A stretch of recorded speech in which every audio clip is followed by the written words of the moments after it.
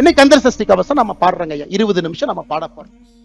இது முருகனுக்காக பாடக்கூடிய ஒரு பாட்டா? கேள்வி நம்பர் 1.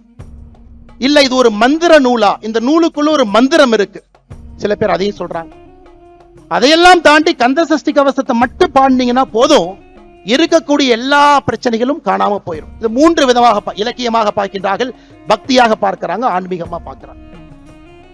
கந்த சஷ்டி கவசம். கந்தங்கிறது என்னங்கய்யா? நம்முடைய தொப்புள் கொடி எங்க இருக்கோ அங்கே இருந்து 2 இன்ச் கீழே வந்தீங்கன்னா நாபி கமலம் இருக்குது.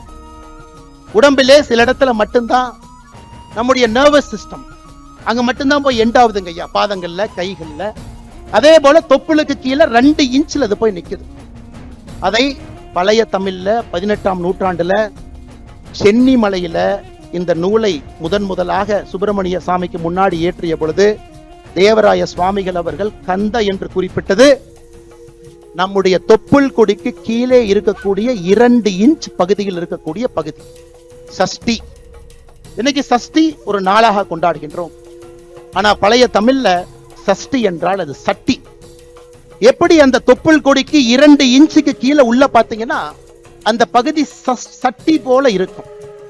கந்த சஷ்டி கவசம் அப்படின்னா தொப்புள் கொடிக்கு 2 இன்ச்சுக்கு கீழே இருக்கக்கூடிய சட்டி போன்ற அந்த பகுதியை பாதுகாப்பதற்காக பாடப்பட்ட ஒரு பாடலை கந்த சஷ்டி கவசம்னு சொல்றோம்.